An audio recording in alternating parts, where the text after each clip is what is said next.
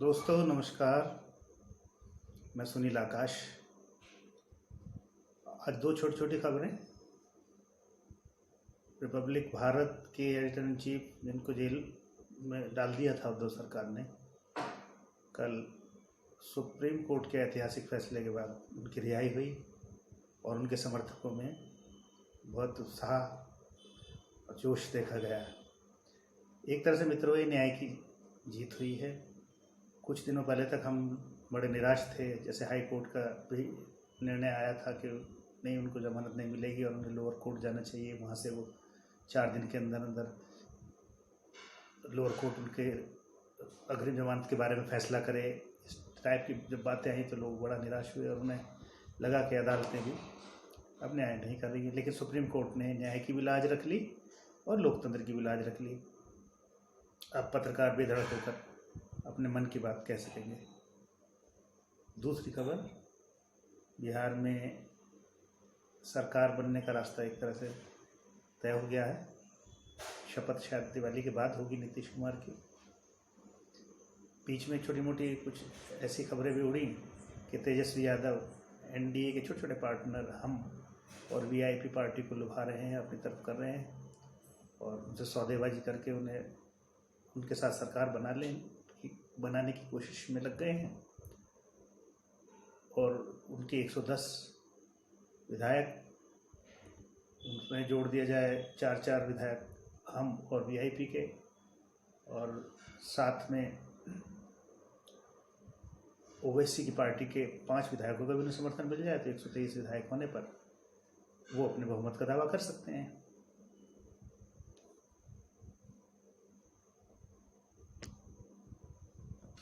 किंतु इस बात में कुछ विशेष दम नहीं निकला और अभी तक की खबरों के आधार पर हम ये कह सकते हैं कि अभी फिलहाल तो नीतीश की ही सरकार बनने की बात है। आज जो मुख्य बात हम करना चाहते हैं वो ये कि भारत में परिवारवादी पार्टियों की तरफ कल हमारे प्रधानमंत्री नरेंद्र मोदी ने भी बड़ा इशारा किया जब वो भाजपा के मुख्यालय में धन्यवाद सम्मेलन का आयोजन में बोल रहे थे। तो उन्होंने जहाँ बहुत सारी बातें की, उसमें एक मुख्य बात को उन्होंने किया, वो थी भारत के कई राज्यों में फैला हुआ। दोस्तों, तीसरी और मुख्य बात जो हम करना चाहते हैं वो ये कि हमारे देश में परिवार वाली पार्टियों की और परिवारवादी पार्टियों की बड़ी भीड़ है। एक जाल सा पूरे देश में, नहीं तो मानिए आप आधे से ज़्यादा देश में, प्रति राज्य में ऐसे ऐसे परिवारों का फैला हुआ है जिन्होंने राजनीति पर एक तरह से कब्जा करके रखा हुआ है। इसी विषय में कल बिहार की विजय के बाद अपने मतदाताओं का धन्यवाद करते हुए प्रधानमंत्री नरेंद्र मोदी जी ने भी इशारा किया और वो पहले भी बार बार इस बारे में कभी न कभी किसी न किसी मंच से कहते रहे हैं। वास्तव में मित्रों ये बड़ी चिंता का विषय है। आप में से बहुत लोग नहीं जानते होंगे कि कहाँ किस किस राज्य में किस तरह से परिवारवाद की पार्टियों ने राजनीति में अपनी जड़ें जमा रखी हैं। आज थोड़ा सा उसी विषय में मैं बात करना चाहता हूँ, तो थोड़ा आपकी जानकारी बढ़ जाएगी और फिर आप भी मेरी इस चिंता में शामिल हो सकते हैं। तो मित्रों देखिए, सबसे पहले हरियाणा में चौधरी देवीलाल मुख्यमंत्री रहे हैं, कई बार मुख्यमंत्री रहे हैं। उनके परिवार के बारे में आपने सुना होगा। उनकी मृत्यु के बाद उनके बेटे ओम प्रकाश चौटाला और अब उनके भी बेटे पोते इस समय राजनीति में सक्रिय हैं। वो उतने सफल भले ही ना हो, लेकिन गाहे वो अपना हस्तक्षेप राजनीति में रखते ही हैं। दूसरा, पंजाब में अकाली दल का बादल परिवार देखें।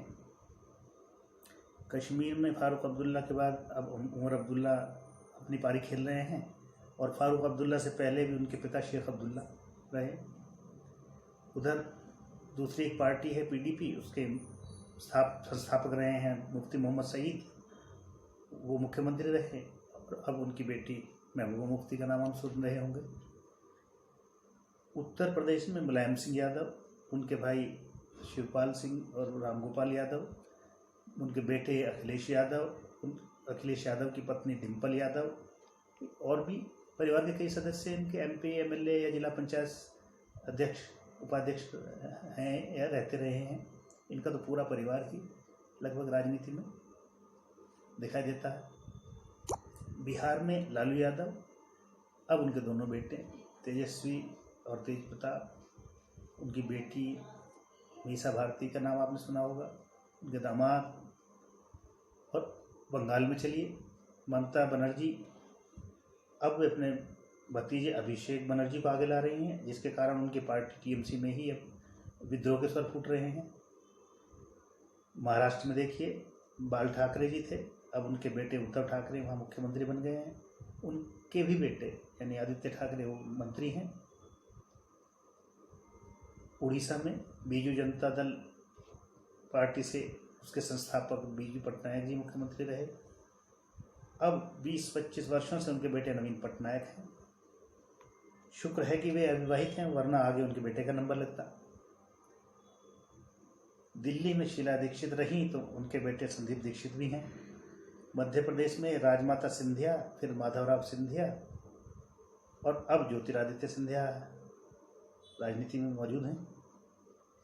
दक्षिण भारत में देखें, तमिलनाडु में DMK करुणानिधि, तो अब उनके बेटे स्टालिन, तेलंगाना में K चंद्रशेखर राव, आंध्र में चंद्रबाबू नायडू मशहूर हैं और उनके परिवार के कई लोग उसमें हैं, बेटा और बेटी। तो मित्रों, आप देख रहे हैं कि इन लोगों ने अपने देश को आज़ाद हुए 70 साल हो गए तब से राजनीति में धीरे धीरे कहीं ना कहीं ये लोग कुकुर मुत्तों की तरह उगाए हैं। और एक सुशासन देने वाली बात और पार्टी में सक्रिय कार्यकर्ताओं की कितनी उपेक्षा और उनके साथ अन्याय करते हुए ये अपने ही वंश को आगे बढ़ाए चले जा रहे हैं, जिससे हमारे लोकतंत्र को भी कई तरह के खतरे पैदा हो गए हैं। कई जगह ये जातिवाद फैलाते हैं, कई जगह धार्मिक उन्माद फैलाते हैं और अपनी पार्टी को सत्ता में लाने के लिए तरह तरह के झूठे वादे, खोखले वादे करते हैं और अच्छे दलों पर बहुत ख़राब तरह के आरोप लगाते हुए मतदाताओं को प्रभावित करते हैं और सत्ता में आ जाते हैं। और एक के बाद दूसरा, दूसरे के बाद तीसरी पीढ़ी इनकी चलती रहती है और ये कभी संन्यास लेने का नाम नहीं लेते।